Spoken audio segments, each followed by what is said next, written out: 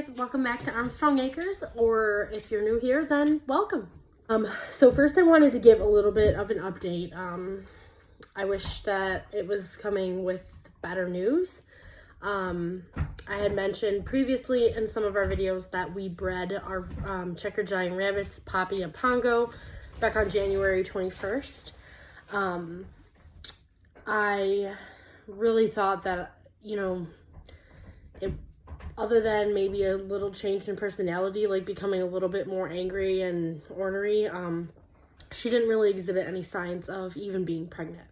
So I really wasn't sure if the breeding took. Day 28 came and went. So did days 29, 30, 31, and 32 with no babies, no fur pulling, no, a little bit of nesting behavior. She would go and take straw in and out of the box when I gave it to her. But other than that, nothing really. So I just was getting ready to rebreed her. And then early in the morning on it would have been day 33, which is on the very late end of, the range where a rabbit will typically give birth. I saw a little bit of fur pulled, so I thought, oh, maybe, they're coming soon. And then I opened up the side panel of the hutch where I kind of made like a viewing area for myself to be able to check on any kits without having to worry about getting bit by mom, honestly. And when I did that, I discovered that she had already given birth to 5 kits. She waited until there was a big shift in the weather and there was a blizzard. And unfortunately, all 5 of her kits froze to death. She didn't do what she needed to do on her end.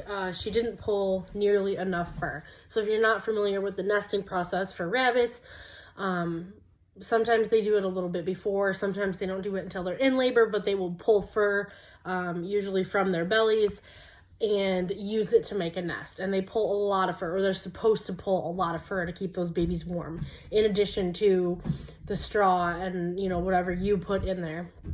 And she pulled maybe one of my hand-size handfuls of fur, and that was nowhere near enough to keep those babies warm. So unfortunately, when I found them, none of them were alive. That was not the outcome we were hoping for. That was not what I wanted to wake up to. It was a very sad day, but I talked to some friends of mine that are rabbit breeders. I talked to some other rabbit breeders, and they all kind of agreed that if her body condition looked good, that I should breed her the next day, because rabbits are the most fertile the day after they give birth. So I rebred her yesterday, which was February 24th. So hopefully we're looking at somewhere between March 24th and March 28th for a litter of kits, and hopefully the weather will be more cooperative at that point. Hopefully her instincts will kick in, and she'll do a little bit of a better job. I did save what little fur she did pull, just in case she doesn't pull enough next time. At least I have some extra to put in there. It's got her scent on it. So yeah, that's the first update. Not the outcome that we wanted. Sometimes first-time does just don't get it right. I'm going to follow like a 3-strike rule here, where she gets 3 opportunities to have a litter. If she still doesn't get it right on the 3rd try, then it's just not feasible to keep her as part of any kind of like breeding program here. So we'll have to cross that bridge when we get to it. Hopefully we don't get to it. Hopefully this next litter is much more successful. So moving on. Today is a very, very exciting day, because we are going to do our first candling on the 22 eggs that I have in our incubator. Well, our last video was about me setting up the incubator. We have the Manipro Harris Farms Nurture Right 360 incubator. Tim got it for me for Valentine's Day because he just, knows how to speak to my heart, and my heart wants chickens always. So my last video, we set that up and got it going.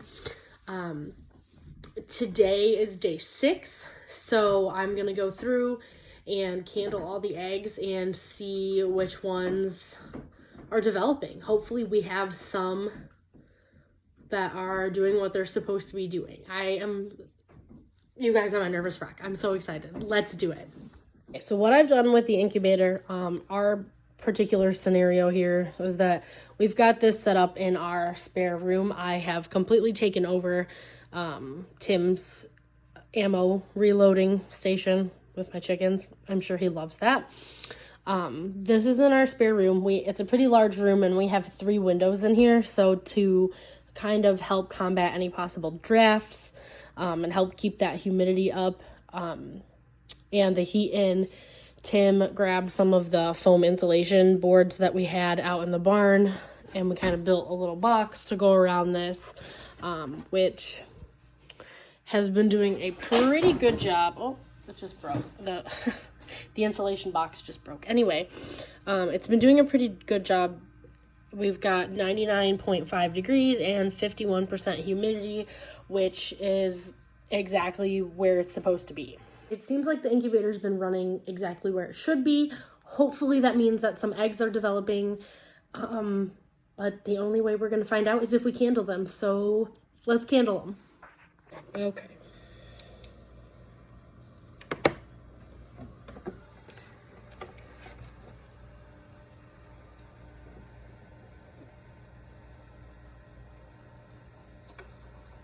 I can do that power too. How do you turn it up? It's not bright enough. Okay. Yep, this one's good. I don't know. Try to get so you can see it. That right there, that very dark spot is the eye of the little chick. How cool is that? You see it? Yeah, I do. That is so cool. Okay, so we'll mark this one with just a check. All right. Next up. I'm not really seeing anything. I'll put a question mark on it, and I'll do it. I'll check the ones with a question mark in like 3 more days or something. Oh, yep. Yeah, that one's looking good. That one's looking good. The veins look good. It's kind of hard to see the actual chick. But I would say that one's probably okay. Maybe. I can question mark it. Or, yeah, I'll question mark that one because I'm just not sure.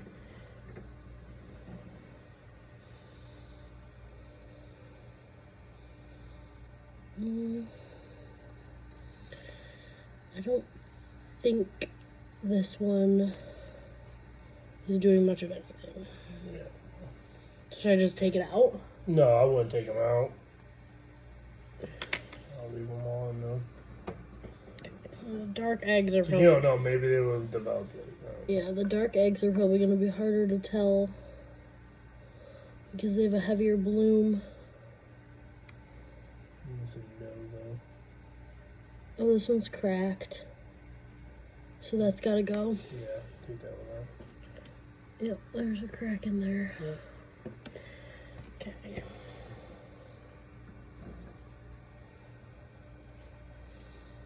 Oh, hi, little chickie. Yep, so that one's good. See it? Yep.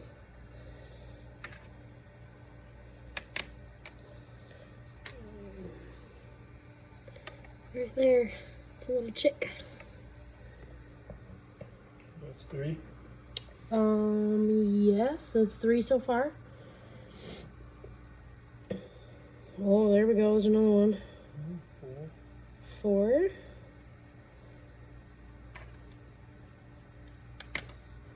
You X'd that one too, huh? No, the X's are to make sure that they're turning. Oh, okay. Oh, there's another one. That's 6. 5. 6, 5. Yeah. Just trying to be really gentle too. It's not like shake them up a whole lot. 6. I think. Yeah, there's veins. I think that. There's veins, and then this would be where the chick is. Spot, yeah. I don't see the eye, but I'm gonna call it good. You know. Now, if in a couple days it still looks like this, then you know that means it's probably not developing anymore.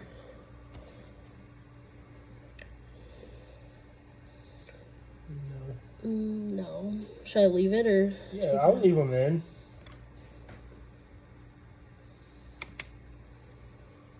Yeah, ain't gonna hurt nothing. I'll leave them in. 7. See veins. I see veins. I don't see a chick. But it might be in there still, so.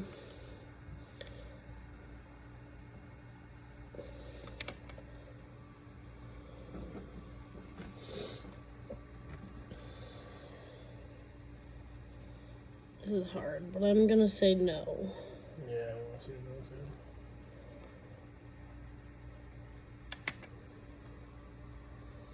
I want to try to do this like as quick as I can, but as gently as I can.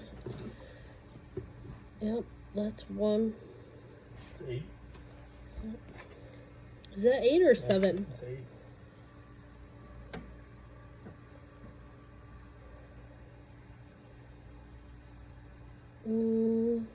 Yeah, I think there's a dark spot down here. It's hard to see though because it's It's a green such egg. it's a brown, but it's really dark. But I'm gonna say yes.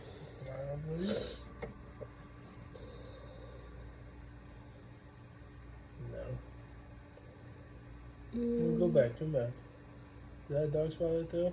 Or is that shell? It's That's dirt. shell. So I'm gonna say no. Yeah.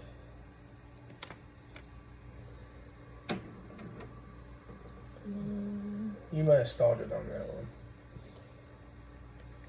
Well, it's developing. Yeah, I think Either that's the one way. you started on. I didn't mark it though. Yeah.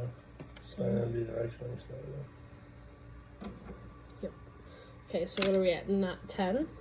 No, yeah, 9, 10, Well, this one's developing, so 10, 11.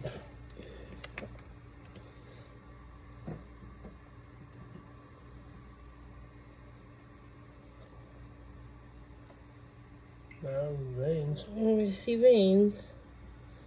So I'm gonna say yes for now because I feel like this one is another one with like a darker Yeah. bloom or like a more thick shell, kind of. 12 possible. Okay, let's see this one. Oh, Yeah, Yep. it is. Shake them all out. there it is. I'm not shaking them. What do you think a mother hen would be doing when she shuffles them around? No. Yeah, I don't see anything in this one. I just see a yolk floating around.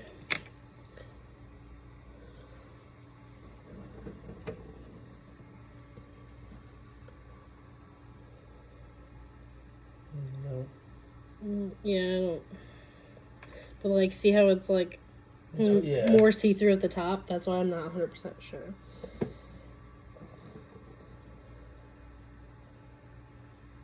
No veins. I don't see any veins or anything. I'm pretty sure I was 12. Yeah, I think. Okay, let's hurry up and get it. Nice.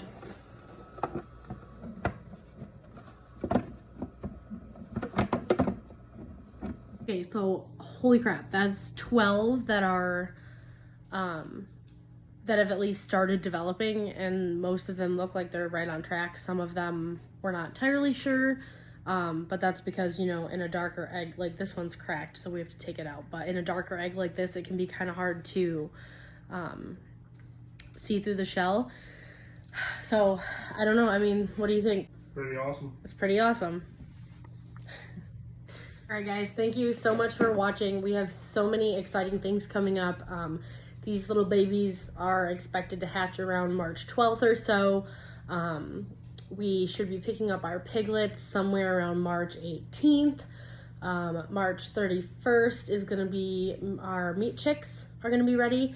And then April 21st, our baby turkeys are going to be ready to pick up. So we have a lot of really exciting stuff coming up. So stay tuned. We will keep you guys updated. I'll probably candle the eggs again in about 4 or 5 more days. And then I think I'm just going to leave them right up until maybe day 17 or so. And then I'll take out all the ones that I need to take out. And we'll go into lockdown and wait for them to hatch. As always, thank you so much for watching, and bye for now.